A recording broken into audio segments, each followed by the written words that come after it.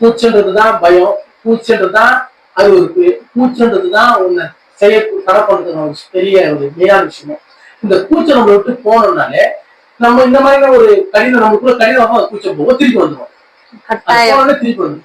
ஆனா இதுவே நீ அன்புன்ற ஒரு செயலை செஞ்சுட்டாச்சுல, இந்த அன்புன்ற செயல் என்னன்னா இதுல உனக்கு சூழலோ இல்ல உனக்கு வந்த பாக்குறதுலாம் வராது. அன்புன்ற சொல்லி எல்லாத்துக்குள்ளே எப்பவுமே போக வச்சிருக்கோம். எப்ப எனி டைம் நீங்க வந்து பிறகு ஹெல்ப் பண்ணணும், பிறகு என்ன செய்யணும், பிறகு நல்லா இருக்கணும், பிறகு என்ன பண்ணுறது என்ன ஒன்று அதுல இருக்கும்போது நீ எல்லாத்துக்கும் போற மாதிரி இருக்கும். ஒரு ஹாஸ்பிட்டலுக்கு போறாம இருக்கும், ஒரு உணவு கொடுக்க ஒரு ரொம்ப கஷ்டமான இடத்துக்கு ரொம்ப ஒரு ஆளா குப்பை நிறைய தூரம் போகணும். போய் பாத்தீங்கன்னா அவங்க வாழ்க்கையை எப்படி வாழ்றாங்க அப்படின்றத பார்க்க முடியாது, பயம் வந்துடும். உண்மையிலே புதுசா நீங்க அவனை கூட்டு போனா என்னப்பா இப்படி வாழ்றாங்க. ஏன்னா மழை பெய்யுது, காவா தண்ணி போடும், முள்ளுக்கு வருது, அந்த இடத்துல பார்த்தா வெறும் பிளாஸ்டிக்கை போட்டு ஒரு துணி கட்டி இருப்பாங்க. எந்த பூச்சியோ எல்லா ஜீவராசி எல்லாமே போகும்.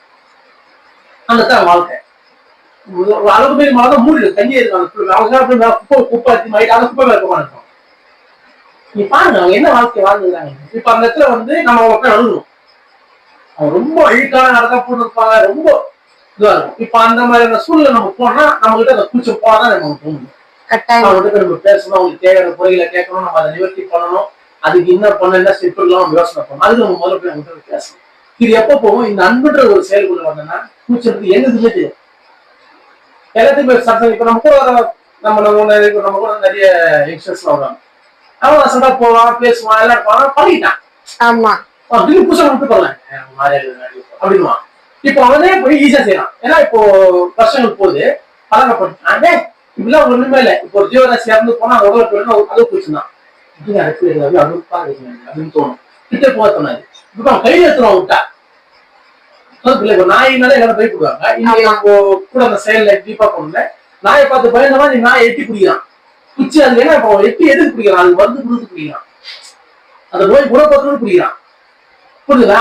இதுவும் ஒரு ஃபர்ஸ்ட் ஒரு கூச்ச சுபாவம், அதுக்கு அப்படியே பயமா கம்மியாகும், ஒரு அறுவறுப்பா கம்மியாகும். ஆனா ஃபர்ஸ்ட்ல இருக்கிறது ஒரு கூச்சம் தான். அதுக்கப்புறம் அது பயமாவும் ஒரு அறுவறுப்பாவும் கம்மியாகி உன்னை செய்விடாம கட்டாயமா சொல்லுறா. இப்ப அதெல்லாம் இப்படி நீங்க நான் சொல்றேன், அன்புக்குள்ள நீங்க ஆழ்ந்து போனீங்கன்னா இது ஈஸியா நீங்க இப்ப முதல்ல எலி செத்து ரோட்ல பார்த்தா ரொம்ப அறுவறுப்பா இருக்கு.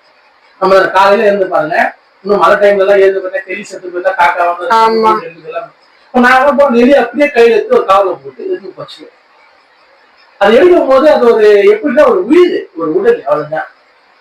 அதேதான் ஒரு கறிக்கல்ல நீங்க கறி வெட்டவங்க அதே சேம் கலருக்கு தான், வேற எந்த வித்தியாசமும் கிடையாது.